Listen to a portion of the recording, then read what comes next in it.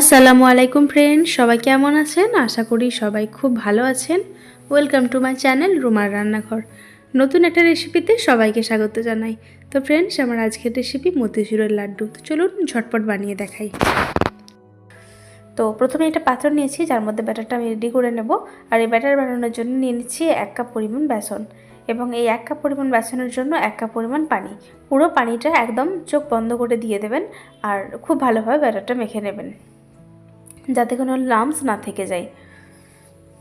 পুরোপুরিভাবে অল্প অল্প করে পানিটা দিয়ে আমি মেখে নিচ্ছি। তবে পরিমাপটা আপনাদের বলে দিলাম, যদি মতিচুরের লাড্ডু বানাতে হয় তাহলে কিন্তু 1 কাপ বেসনের জন্য পুরোপুরি 1 কাপ পানি লাগবে। তারপরেও যদি ঘনত্বটা একটু বেশি মনে হয় তাহলে কিন্তু চা চামচের 2 চামচ পরিমাণ, এই যে চা চামচ, এই চামচের 2 চামচ পরিমাণ পানি দিয়ে নেবেন। দেখবেন সুন্দর একটা ব্যাটার তৈরি হয়ে গেছে।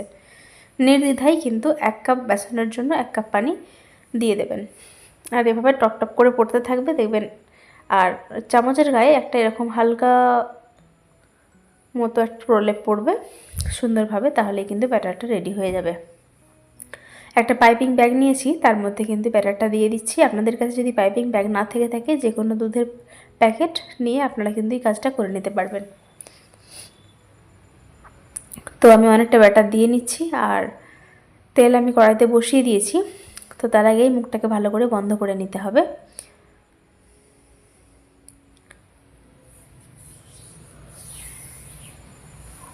মতিচুরের লাড্ডু বানাবো, আমি তেল দিয়েছি কড়াতে। তো তার মধ্যে 2 থেকে 3 চামচ পরিমাণ গাওয়া ঘি দিয়ে নিলাম, যাতে স্মেলটা খুব সুন্দর আসে। আর এই পাইপিং ব্যাগের মুখটা একদম সব থেকে যেটা ছোটোভাবে কাটা যায় সেই রকমভাবে কাটতে হবে। আর এই ছোট করে মুখটা কেটে নিতে হবে, যাতে করে সুন্দর এই মতিচুরগুলো রেডি হয়। দেখুন এইভাবে কিন্তু ধরে রাখলে সুন্দরভাবে টপটপ করে পড়তে থাকবে, আর সুন্দরভাবে কিন্তু মতিচুরগুলো রেডি হয়ে যাবে। আর ব্যাটারটা কতটা পাতলা করে বা কতটা ভালোভাবে মাখতে হবে, যাতে করে পাইপিং ব্যাগের মুখে কোনো লাম্পস না আটকে যায়, সেরকমভাবেই ব্যাটারটাকে রেডি করে নিতে হবে। দেখুন কত সুন্দরভাবে কিন্তু মতিচুরগুলো রেডি হয়ে যাচ্ছে।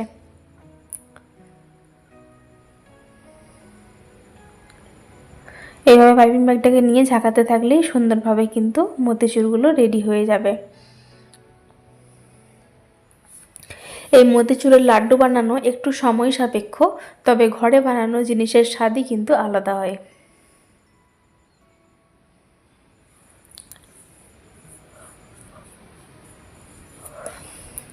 তো ফ্রেন্ডস, এই যে দেখুন আমি অনেকগুলো এখানে তৈরি করে নিয়েছি। আমি প্রায় 4 কাপ বেসনের মতিচুর রেডি করেছিলাম।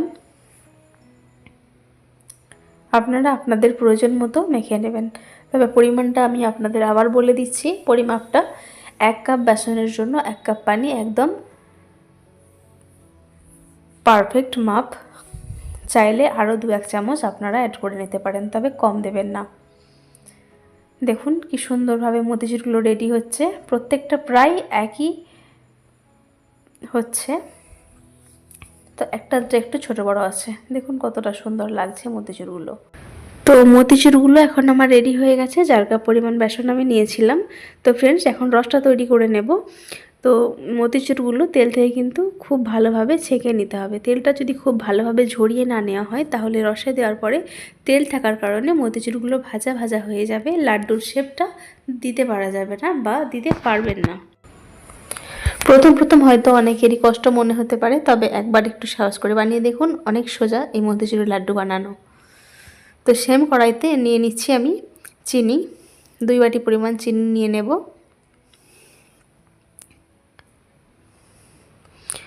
আর দিয়ে দেব 1.5 বাটি পরিমাণ পানি। এবার যখন অল্প একটু ফুট ধরে আসবে, তখন কিন্তু একটু ফুড কালার দিয়ে দিচ্ছি। আর দিয়ে নিলাম 1 চামচ পরিমাণ এলাচ গুঁড়ো। আমি ঘরেই এলাচটা পাউডার করে নিয়েছি, আপনারা চাইলে বাজার থেকে কেনা যে এলাচ পাউডার সেটাও ব্যবহার করতে পারেন। তবে মতিচুরের লাড্ডু কিন্তু আপনারা চাইলে বিনা কালারেও কিন্তু করতে পারেন। তবে মতিচুরের লাড্ডু এমন একটা জিনিস, বাজারে দেখা যে কালারটা, সেই কালারটা না হলে বেশ ভালোই লাগে না। তবে কালারটা না দিলে কিন্তু টেস্টের হেরফের হবে না কিছুই, শুধু জাস্ট একটু দেখতে ভালো লাগার জন্যই কালারটা ব্যবহার করা হয়। তাছাড়া কিন্তু এই কালার দিলে টেস্ট কিছু বাড়ে না।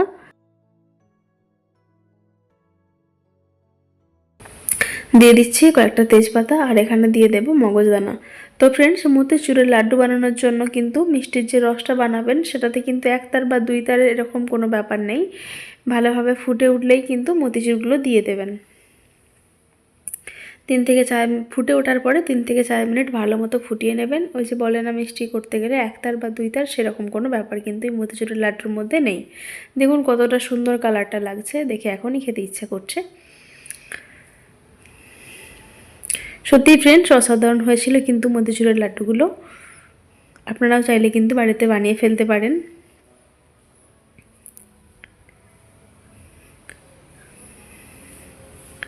তো এখন প্রায় আমার মতিচুরের লাড্ডুটা রেডি হয়ে গেছে লাড্ডু বানানোর জন্য। সব শেষে আমি ফ্লেমটা অফ করে 1 চামচ পরিমাণ মধু দিয়ে দেব। তো আপনাদের কাছে যদি লিকুইড গ্লুকোজটা থেকে থাকে আপনারা কিন্তু সেটাই ব্যবহার করতে পারেন। যেহেতু আমার কাছে লিকুইড গ্লুকোজ ছিল না, তাই আমি তার পরিবর্তে মধুটাই ব্যবহার করলাম। এখন একটু নেড়েচেড়ে আমি ঠান্ডা করে নেব, তারপরে লাড্ডুগুলো শেপ দিয়ে নেব। তো ওই মধুটা দিলে কিন্তু মতিচুরের লাড্ডুর মধ্যে একটা আঠালো ভাব আসবে আর শক্ত হয়ে যাবে না।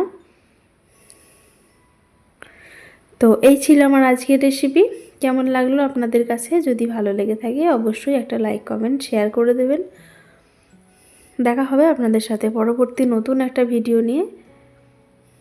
আপনারা এখনও যদি আমার চ্যানেলে সাবস্ক্রাইব না করে থাকেন অবশ্যই চ্যানেলটাকে সাবস্ক্রাইব করে রাখবেন। যদি ভালো লেগে থাকে অবশ্যই একটা লাইক, কমেন্ট, শেয়ার করে দেবেন। চ্যানেলটাকে সাবস্ক্রাইব করে নিয়ে পাশে থাকবেন। আপনারা ভালো থাকবেন, সুস্থ থাকবেন, সাবধানে থাকবেন।